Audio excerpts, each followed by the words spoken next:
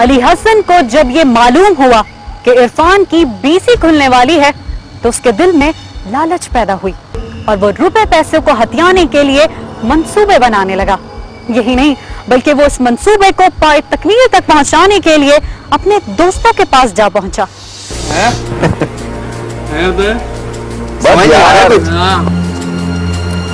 पैसा कमाने का ना एक बड़ा बेहतरीन मौका मेरे पास आया। वो क्या यार, कड़की तो छाई हुई है, कहीं ऐसा ना हो कि लेने के देने ना पड़े। अरे तू चुप कर यार। अबे चुप कर, शक्ल अच्छी नहीं है, बात तो अच्छी कर। तू बता मेरे को क्या। सुनो, इरफान की बीवी की बीसी खुली है तो सोच रहा हूँ वहाँ ढका। अबे वो तो तेरा करीबी दोस्त है यार, वो पकड़ेगा ना तो सब लग जाएगा। प्लान मैं बनाऊंगा, कोई कुछ नहीं होगा, समझ में? यार कुछ भी हो नहीं सकता है यार। तेरे को डरने की जरूरत नहीं है। तू क्यों फंसेगा, मैं हूं ना तेरे साथ। तू डर नहीं समझा यार इसको।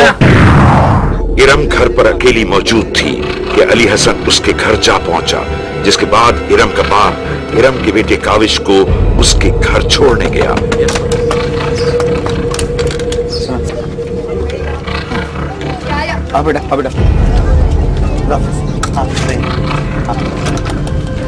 कुछ देर गुजरने के बाद मुर्शिद और अनवर घर में घुस आए। इरम को काबू करने की कोशिश की।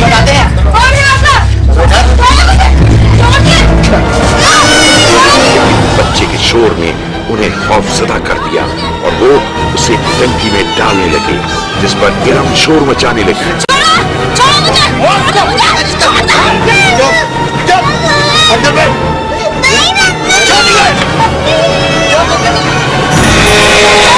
इस डर के मारे कि कहीं पकड़े न जाएं, वो इरम का गला काटकर वहां से फरार हो गए।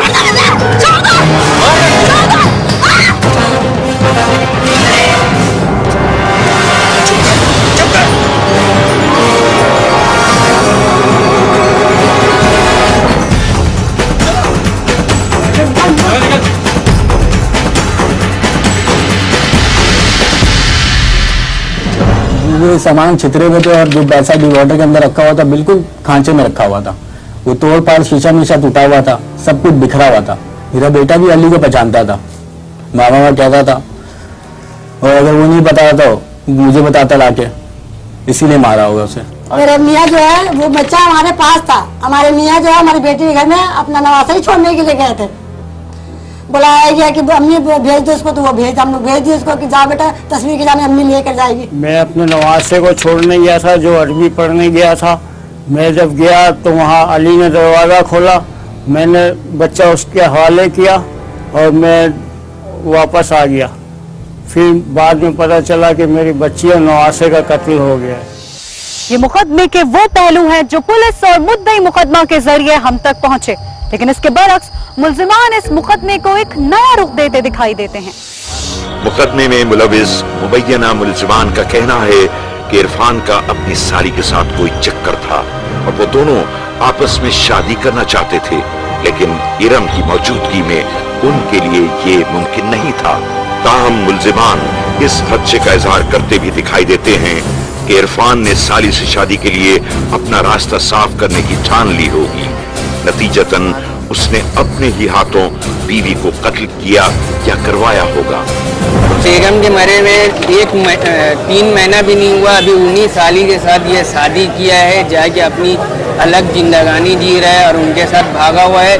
हम लोगों को जेल में बंद करा के ना कोर्ट में आ रहा है। सब कुछ भी नहीं है, मेरी शादी नहीं हुई है अभी मेरे बहनों से। वो बिल्कुल झूठ बोला, बल्कि वो कॉल कर करके मुझे बोलता था दूसरी शादी की। अली मुझे रात रात को कॉल, ये जिक्र मैंने बाजी से की थी कि बाजी देखो ये मुझे तंग करता है फोन पे।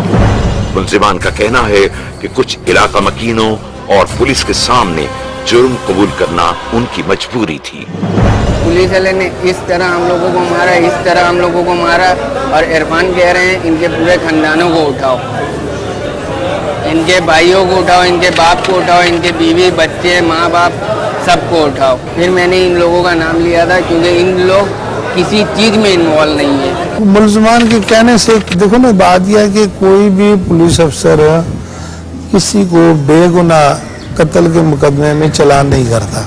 हमारे पास ठोस सबूत शायद हैं। आला कत्ल जिससे उससे कत्ल किया वो उन्होंने बरामद कराया। जिसने लात मारी बच्चे को उसने बताया कि जी यहाँ पे बच्चा खड़ा था, यहाँ से मैंने ये हरकत की थी, इस हालत में था। वो पूरे मतलब है कि जो कुछ उन्होंने कहा वही सेम वो वाक़यात हुए थे, जो हमने अपनी आंखों से जहाँ देखे थे वही बिल्कुल सेम वही।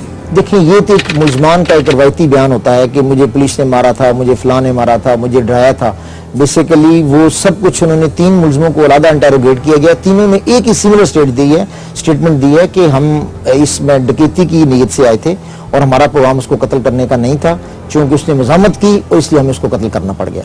जहां तक बच्चे का तल्लक है मारने का, 3 साल काविश, तो उसका चूंकि बच्चा रो रहा था, शोर कर रहा था, उनको ये है कि बच्चे की शोर से पड़ोस के लोग या मोहल्ले के लोग इकट्ठे ना हो जाए। उन्होंने बच्चे को पानी के टैंक के अंदर फेंका, वो बेचारे की वहां जान निकल गई। तो तीनों को देख के तो मेरा यकीन मानो होश को बैठता मैं लोग तीनों देख के, ऐसी मतलब इतना पहचान में आता हूँ। मैं भी बीवी बच्चे का कत्ल लोग तीनों ने किया और कोई पेशी आगे नहीं बढ़ता। जाता हूँ पेशी हो जाता, अब मैं दुआ के धक्के खाऊँ और क्या काम के अलग धक्के खाता हूँ, ये सब कोई अलग चक्कर है, समझ नहीं आता मैं क्या करूँ।